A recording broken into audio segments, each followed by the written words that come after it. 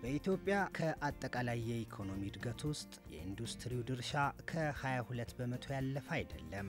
ይህም የሀገሪቱ ኢኮኖሚ በግብርናውና በአገልግሎት ሰጪው ላይ የተንጠለጠለ እንዲሆን አድርጎታል። የወጭና ገቢ ንግዱም ቢሆን ሳይመጣጠን እስካሁን ድረስ ዘልቋል። ይህን ሚዛን ሊያስጠብቅ የሚችል ከውጭ የሚገቡ ምርቶችን በሀገር ውስጥ ማምረት የሚያስችል ስራ ከቅርብ ጊዜ ወዲህ ተግባራዊ እየተደረገ ነው። በግብርና ምርቶች ላይ እሴት የሚጨምሩና በተኪ ምርቶች ላይ ትኩረታቸውን ያደረጉ አምራቾች በብዛት እንደሚያስፈልጉንም እሙን ነው።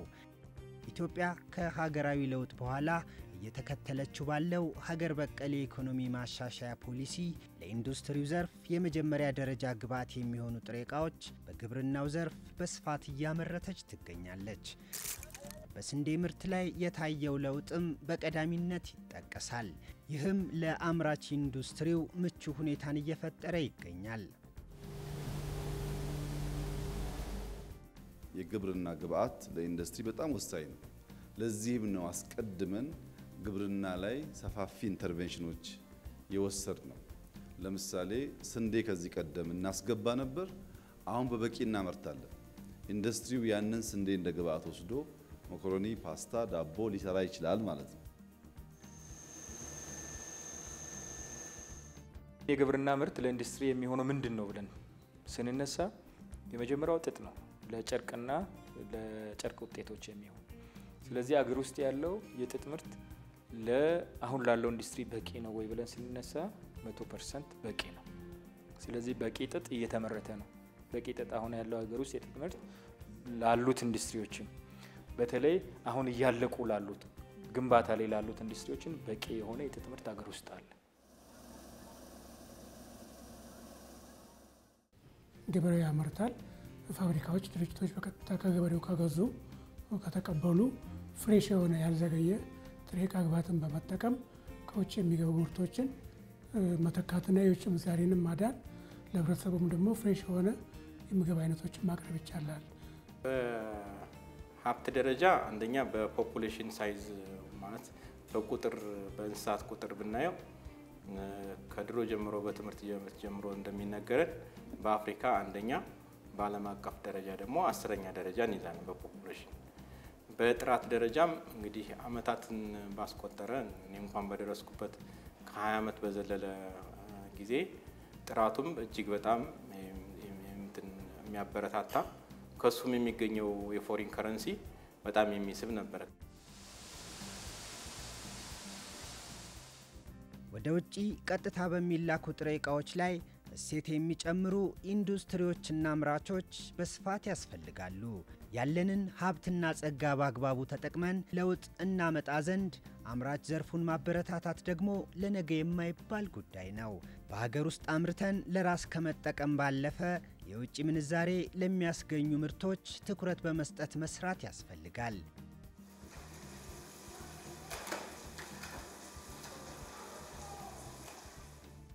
አንዳንዱ በከፊል የለፋ አንዳንዱ ደግሞ ያለቀለት ቆዳ ነው ወደ ውጭ ሀገር እየተላከ ያለው። ይሄ ግን ወደ ምርት ሊቀየር ይችላል። ተጨማሪ እሴት ተጨምሮበት ባለቀለት ጫማ ወይም የቆዳ ውጤቶች ተቀይሮ መላክ እየተቻለ ያ የተሰራ ነው። ግን በሚፈለገው መጠን አይደለም እየተሰራ ያለው። ሀገራችን ደግሞ እነኚህን ምርቶች ከውጭ ታስገባለች። ጫማም የቆዳ ጫማም ቆዳ ያልሆኑ ጫማዎችንም እንደ ቀበቶ፣ ቦርሳዎች፣ የተለያዩ የቆዳ ውጤቶችን መልሳ ከውጭ ሀገር መልሳ ወደ ሀገር ውስጥ ታስገባለች እና ይሄ ቢሰራበት ከውጭ ሀገር የሚመጣው ማስቀረት ብቻ ሳይሆን ወደ ውጭ ሀገር ኤክስፖርት የምናደርገውን መጠን እንዲያድግ የራሱን የበኩሉን አስተዋጽኦ ያደርጋል ብዬ አስባለሁ። ወደ ሁለተኛ ደረጃ ኢኮኖሚ የሚባለው ወይንም ወደ ሶስተኛ ደረጃ የሚባለው ኢኮኖሚ ማደግ ይኖርብናል። ሁለተኛ ደረጃ ከምርት ጋር የተያያዘ ነው። በተለይ ከአምራችነት ከኢንዱስትሪዎች ጋር እሴትን ከመጨመር ጋር የተያያዙ ምርቶች ሁለተኛ ደረጃ ናቸው። ሶስተኛ ደረጃ የምንላቸው በተለይ ከዚህ ከአገልግሎት ከዛም ሲያልፍ አሁን የዓለም እድገት ያለበት የዲጂታላይዜሽን የአርቲፊሻል ኢንተለጀንስ እድገቶች ናቸው ለአንድ ሀገር ኢኮኖሚ እድገት ሊሆኑ የሚችሉት። እኛም ወደዛ ነው ይሄን ያለ ነው።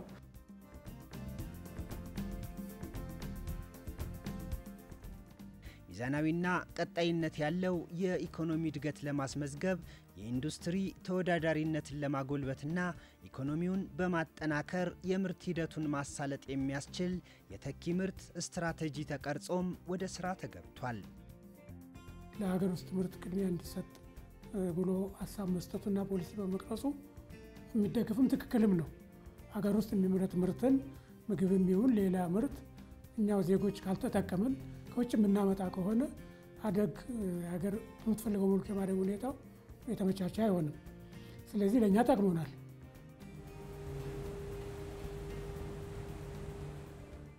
በኢትዮጵያ ሰፊ የገበያ ዕድል እንዳለው የሚነገርለት ተኪ ምርት ከተለዩት ዘርፎች መካከል ምግብና ምግብ ነክ፣ ጨርቃጨርቅና አልባሳት እንዲሁም ቆዳና የቆዳ ውጤቶች እምርታዊ ለውጥ እየታየባቸው ሲሆን ከ2 ቢሊዮን ዶላር በላይ የውጭ ምንዛሬም መተካት እንደተቻለ የኢንዱስትሪ ሚኒስቴር መረጃዎች ያሳያሉ።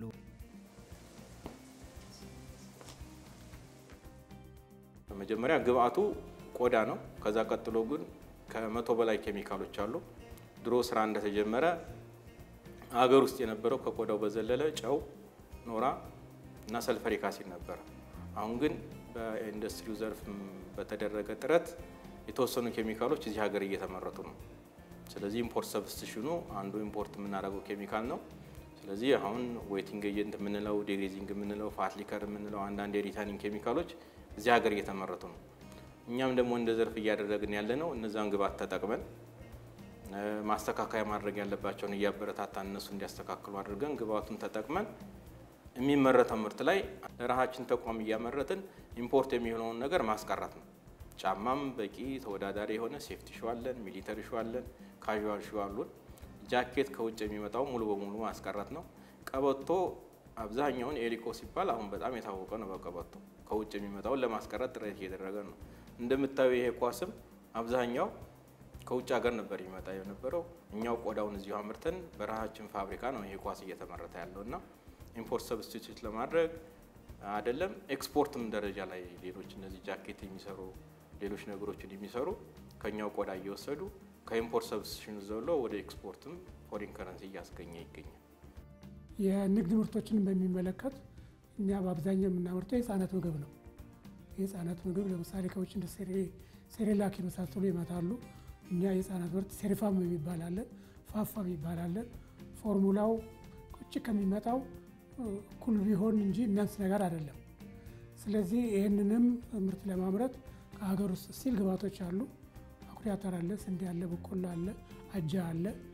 ለዚህም ለህፃናት ምርቶች የሚያስፈልገው የተወሰነ 5% ያህል ብቻ ነው ቅድም ድረውት የሚመጣው እና እሱን አስገብቶ ማምረት ይቻላል እና በዚህም ምክንያት የመተካት ስራ ሰርተናል ብለን ነው የምንገምተው።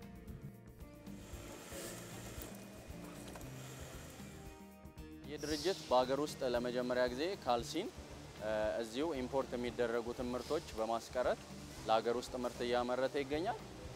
በቀጣይም ይህ ድርጅት ኢምፖርት ወይም ኤክስፖርት ስራውን አጠናክሮ ለመስራት ከውጭ ድርጅቶች ላይ ኦርደሮችን ተቀብለን ካልሲዎችን ወደ ውጭ የምናደርገውን ኤክስፖርት ስራ አጠናክረን እየሰራ ነው።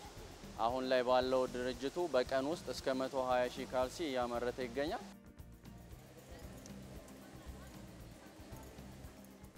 አሁን እኛ ተኪ ምርት ነው የምናመጣው ማለት ነው። ኤክስፖርት እንጀምራለን። አሁን ግን ተኪ ምርት ነው።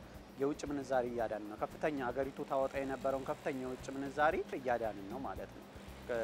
ስለዚህ እሱ ደግሞ አንድ አይ ቲንክ የመንግስታችን ዋነኛው ዓላማ የውጭ ምንዛሪ መቆጠብ ስለሆነ የውጭ ምንዛሪን በማዳን ረገድ ለአገሪቱ ለመንግስትም ለአገሪቱም ጥሩ አስተዋጽኦ እያደረገ ነው። ፎሬን ከረንሲ ኢንዳይሬክትሊ ፋፋም ያስገኛል።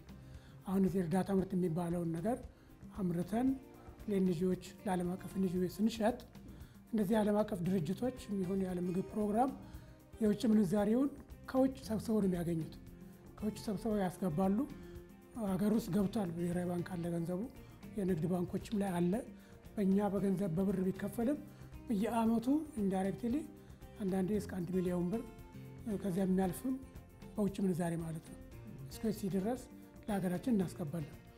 ሁለተኛው አሁን ሲኤስቢም ከውጭ በቀጥታ ይመጣ የነበረው በመንግስት ኢንተርፌረንስም የሀገር ውስጥ ምርት ብቻ እንዲመረት ገበያ ላይ እንዲወጣ ገዛ በማድረጉ WFPም ከኛ በመግዛቱ ምክንያት በአመት እስከ 30 ሺህ 40 ሺህ ኩንታል ራሱ አምርተን ለውጭ የምንሸጠውን ከውጭ የሚመጣውን በእኛ ድርጅት ብቻ ለሀገር ውስጥ እንዲሸጥ አድርጓል። 40 ሺህ ኩንታል የእርዳታ ምርት ማለት አንድ ጊዜ የምናመርተው ነው። ምናልባት ሙሉውን አመት ብናመርት እስከ 100 ሺህ እስከ 150 ሺህ እናመርታለን። 150 ሺህ ማለት ደግሞ ከብር ሲመነዘር እስከ 200 ሚሊዮን ብርም ሊሆን የሚችል ነው።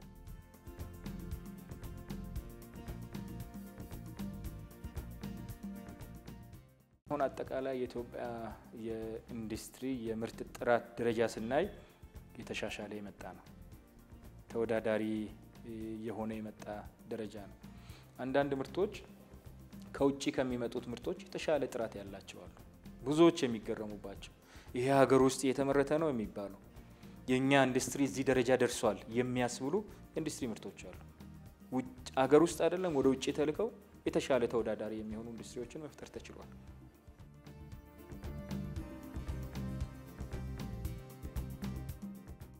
ዲስካውንት ወደ 60 ሚሊዮን ዶላር ለሀገራችን የውጭ ምንዛሬ ግኝት አስገኝተናል። 60 ሚሊዮን ዶላር ኦልሞስት ስራ ከጀመርን ማለት ነውና በ3 አመት ከምናምን አካባቢ ማለት ነውና በዘንድሮ ብቻ ወደ 15 ሚሊዮን ዶላር ኤክስፖርት ግኝት አግኝተናል። የውጭ ምንዛሬ ግኝት ማለት ነው። ገቢ ምርትን በመተካት በኩል በጣም ትልቅ ውጤት የታየበት ነው። በተለይ ባለፉት ወራት 2.2 ቢሊዮን ዶላር የሚያወጡ ምርቶችን በመተካት በኩል የማኑፋክቸሪንግ ኢንዱስትሪው አይነተኛ ሚና እየተጫወተ እንደሆነ የሚያሳይ ነው።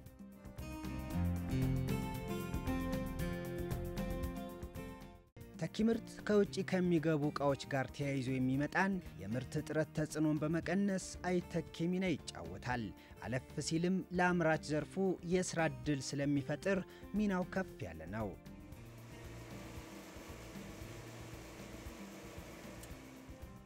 እኔ እዚህ ድርጅት ውስጥ ለ30 ዓመት ያህል አገልግያለሁ።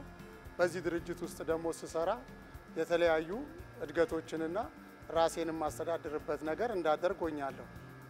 ከዚህ በፊት ባለው የስራ ልምድ ድርጅቱ ያው በከፍተኛ ደረጃ የሚሰራ ብዙ ምርቶችን ኤክስፖርት የሚያደርግ እንዲሁም የተለያዩ የሀገር ውስጥ ግብአቶችን የሚሰራ ድርጅት ነው።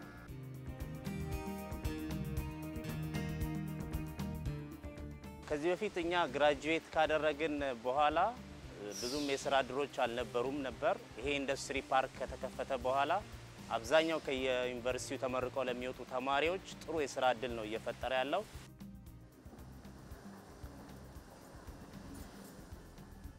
ያገኘሁት ልምድ በስልጠና ነው እዚህ ማለት ነው እና ከገባሁኝ ጥሩ እድሎችን አግኝቻለሁ። እዚህ መስሪያ ቤት ላይ ትልቅ ድርጅት ነው። ስልጠናን በማግኘት ትልቅ እንትን አግኝቻለሁ፣ ውጤት አግኝቻለሁ።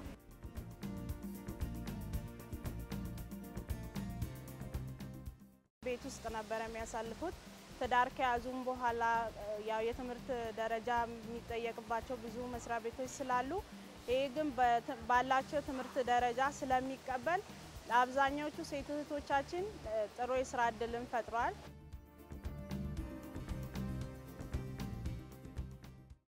በራስ እንድትተማመን ያው በበኩሌ ስራ አለኛ ቢያንስ ወጥቼ እገባለሁ። ቤት ውስጥ ሪስፔክት አለኝ፣ ስራ አላት እባላለሁ እና አልባሌ ነገር እንዳላስብ ጠዋት ወጥቼ ማታ ስገባ ማረፍ ነው፣ ሲነጋ መምጣት ነው። ራስን ትጠብቃለህ። ከምንም በላይ አለ ለራስ ሪስፔክት እንዲኖር ያደርጋል። ከ500 እስከ 600 ሰራተኞች። እነዚህ ሰራተኞች ደግሞ አብዛኞቹ ራሳቸውን ችለው የሚኖሩ አሉ። በአብዛኞቹ ከ80% በላይ ራሳቸውን ችለው የሚኖሩ ናቸው። ይህ ማለት ቤት ኪራያቸውን ምግባቸውን ችለው የሚኖሩ ናቸው። የተወሰኑት ቤተሰብ የሚረዱ ይኖራሉ።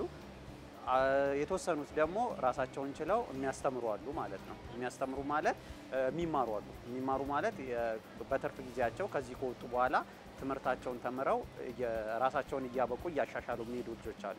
ስለዚህ ለዚህ ሁሉ ሰው ለ500 ሰው ይህን ሁሉ የስራ እድል ፈጥረዋል ማለት ነው።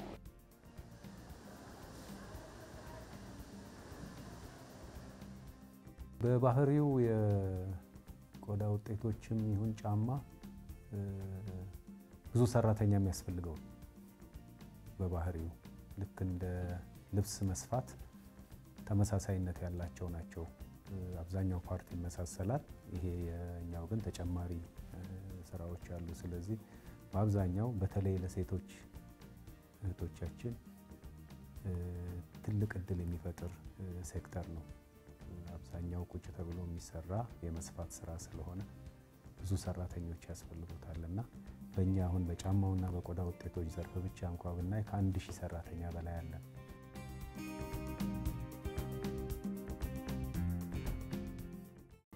እንግዲህ የስራ እድል ፈጠራ ስንል በሁለት ሶስት ጥቅሞች ማየት እንችላለን።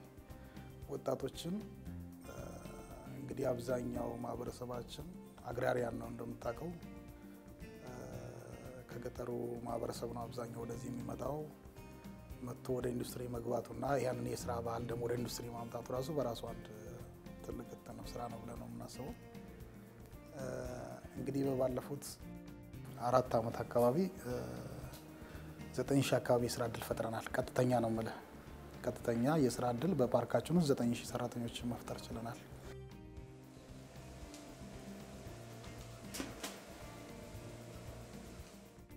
መነሻው እስከ መድረሻው ድረስ ብዙ ህብረተሰብ ነው የሚሳተፍበት። ስለዚህ ራሱ ለዜጎች ስራ ማስገኘቱ አንድ ትርፍ ነው እንደው ሌላ ነገር ከማስገኘቱ በዘለለ።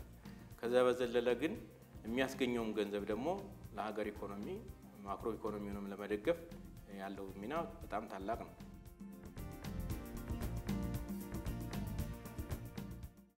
እዚህ ድርጅት ውስጥ እየተሰሩ ካሉ ልብሶች ውስጥ አንድ ሰው ቢያንስ 5-6 አይነትን ስራ ያውቃል። አንድ ስራ ላይ ብዙ ቦታ ሸፍነህ ልትሰራ ትችላለና ከዛ አንፃር ያው ራስን ችለ ሙሉ ሳምፕሉን እስከ መስራት አክቲቭ ያው እንደ ሰዎች አያያዝ ቢለያይም ፈጣን የሆነ ሰው እዚህ ሙሉ ሸሚዝም ሆነ ሱሪ የሚሰራው መስራት ይችላልና በግላችን ሞተን ብንሰራ ኖርማል ነው፣ የሚከብደን ነገር አይደለም። ሁኔታዎች ቢመቻቹልን ወተን መስራት የምንችልበት አጋጣሚዎችን ከፍቶልናል።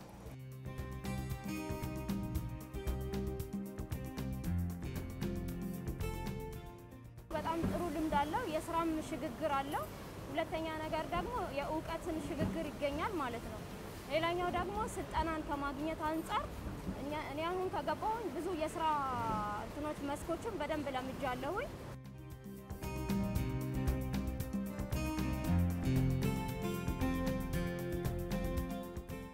ዋናው ነገር ግን የእውቀት ሽግግር ነው ዋናው እንትናችን ማለት ነው። ለምሳሌ እንደምታዩት እዚህ ውስጥ 500 በላይ ሰራተኛ አሉ። እዚህ ውስጥ ያሉት መካኒኮቻችን ሴቶች ናቸው። መካኒኮች ማለት እነዚህን ሁሉ ማሽኖች የሚጠግኑ ሴቶች ናቸው። በዛ ላይ ደግሞ ኤሌክትሪሻኖች አሉ። ኤሌክትሪሻኖቹ ሴቶች ናቸው። ስለዚህ እነዚህ ልጆች ከቻይኖቹ እውቀት እያገኙ ነው ማለት ነው፣ ከውጭ ዜጎች። ሌላኛው ከጊዜ ወደ ጊዜ የቻይኖቹን ቁጥር የውጭ ዜጎቹን ቁጥር እየቀነስን ያለን። ለምንድን ነው የምንቀንሰው?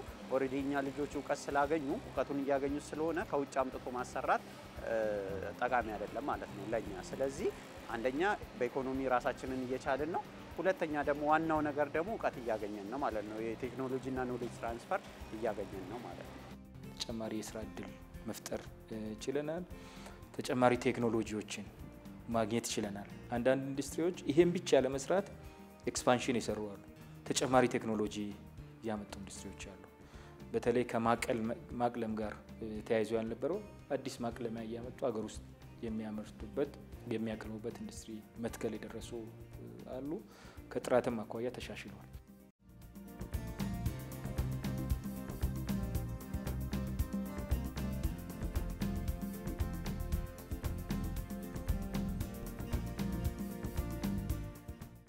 ትንሽ በዚህ በአዳማ ኢንዱስትሪ ፓርክ ውስጥ ካሉት ትንሽ አስቸጋሪ ከሆኑብን ነገሮች የውሃ አቅርቦት በተወሰነ መልኩ ትንሽ ችግር አለ። ይሄ ድርጅታችን ደግሞ እንደሚታወቀው ቦይለር እንጠቀማለን እና ለነዚህ ደግሞ ውሃ በጣም አስፈላጊ ስለሆነ የውሃ እጥረት የተወሰነ እንትን ይላል። ከዛ በተጨማሪ አንዳንድ አልፎ አልፎ የመብራት መቆራረጦች አሉ። ያው እንደተነገረን አዲሱ የኤሌክትሪክ መስመር ተግባራዊ ሲሆን እሱ እንደሚቀረፍ ተነግሮናል። ከነዚህ ውጭ ያለው ነገር በጥሩ ሁኔታ አገልግሎቱን እያገኘን ነው።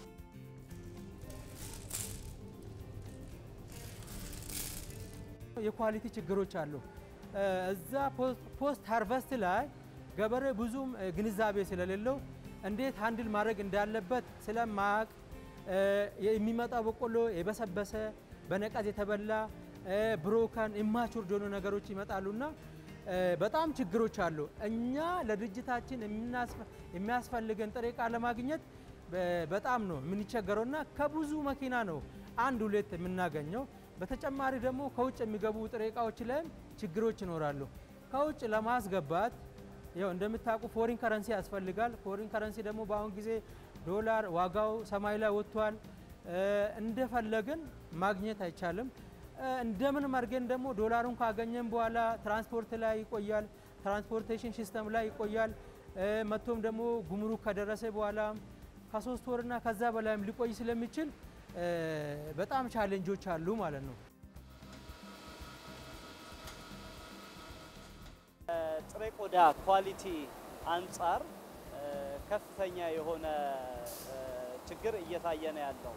በተለይ የደረጃ ማሽቆልቆል እየታየ ነው ያለው። ከዛ በተጨማሪ ደግሞ ከኢንዱስትሪዎች አንጻር ከ35 ያላነሱ ኢንዱስትሪዎች የነበሩባት ሀገር ነች። አሁን ግን አብዛኞቹ በተለያየ ምክንያት ኦፕሬት እያደረጉ ያልሆነበት ሁኔታ ነው ያለው እና በጥቂቱ ኦፕሬት ከሚያደርጉ ድርጅቶች ውስጥ እኛ አንዱ ነን። ግን ደግሞ ካለን ሀብት አንጻር ብዙ ቆዳ ፋብሪካ ሊኖራት የሚገባ ሀገር ነበረች። አሁን ግን በተለያየ ምክንያት የኢንዱስትሪው የተወሰነ መዳከም ይታይበታል።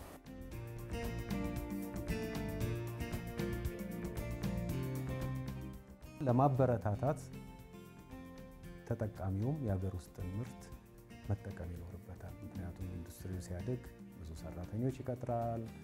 አብሮም ተጠቃሚው የሚፈልጋቸውን እኛ ማሟላት የሚገቡን ነገሮች አሉ።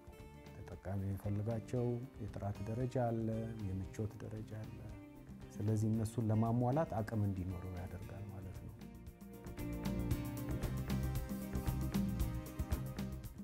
ትልቁ የባህል ለውጥ ማምጣት ያለብን የሀገራችን ምርት መጠቀም ላይ ያለው ችግር ነው።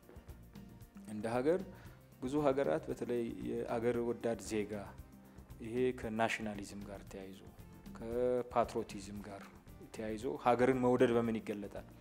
የሀገርን የኢንዱስትሪ ምርት የመጠቀም ነው። ዜጋው መጠቀም አለበት የሀገራችን ምርት።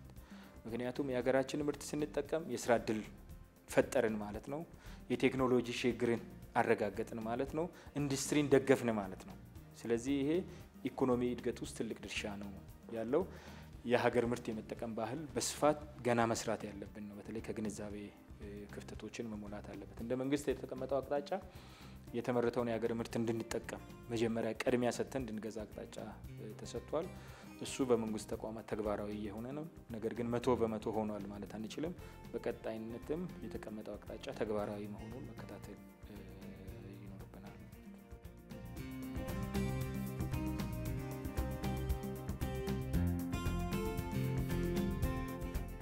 አሁን ሀገር ውስጥ ያለው ኢንዱስትሪ ብቻ በቂ አይደለም። አሁን ሀገር ውስጥ ያለው ኢንዱስትሪ ብቻ የቅባቱንም ሊሆን ይችላል፣ የጨርቅንም ሊሆን ይችላል፣ የቆዳንም ሊሆን ይችላል። አሁን ከአፍሪካ እንደ ዓለምም የቆዳ ሀብታችን በጣም ከፍተኛ ነው። ከቆዳ የሚገኘውን ነገር ግን እሴት ጨምረን ከመሸጥ አኳያ በቂ ደረጃ አይደለም ያለ ነው። ተጨማሪ ኢንቨስትመንት መሳብ ይጠይቃል። የውጭ ኢንቨስትመንት ሊሆን ይችላል። በብሔራዊ ባለሀብቱ ኢንቨስት እንዲያደርጉ ምቹ ሁኔታን ከመፍጠር ጋር ተያይዞ ያለው እያደገ የመጣ ኢንቨስትመንት ፍሰት አለ። ከውጭም ወደ ሀገር ውስጥ የሀገር ውስጥ ባለሀብትም ወደ አምራች ኢንዱስትሪ ዘርፉ እየገባ ነው ያለው። ነገር ግን አሁን አጠንክረን የኢንዱስትሪ መሰረታችንን የማስፋት የማሳደግ አዳዲስ ኢንቨስትመንቶችን የመሳብ ስራዎች በቀጣይነትም መሰራት ይኖርባቸዋል። እንደ መንግስት ስናይ መንግስት ለአምራች ኢንዱስትሪ ዘርፉ ሰፊ ትኩረት ተሰጥቷል። በቀጣይነት ሀገራችን የኢኮኖሚ ማዕከል መሆን ያለበት አምራች ኢንዱስትሪ ዘርፉ ነው። ዘላቂ ተወዳዳሪ ሊሆን የሚችል የራሳችንን ገበያ መወሰን የሚችል የአምራች ኢንዱስትሪ ማዕከሉ ነው። አሁን የተጀመረው ስራ በቀጣይነትም አጠናክረን መቀጠል ይኖርብናል። ባለፈው ዓመት 8 ሚሊዮን ኩንታል ነው ያመረትነው። ዘንድሮ 38 ሚሊዮን ኩንታል ነው ያመረትነው። እድገቱ እየመጣ ነው። ኢንዱስትሪው ካልተዘጋጀ በቀር በግብርና ዘርፍ ያመጣናቸው ውጤቶች በሀገር ደረጃ ለምናስባቸው የብልጽግና ጉዞዎች በቂ ውጤት ሊያመጡ አይችሉም። ግብርና ላይ ተሳክቶልናል። ኢንዱስትሪ ላይ እንዲሳካልን ተባብረን ልንሰራ ይገባል።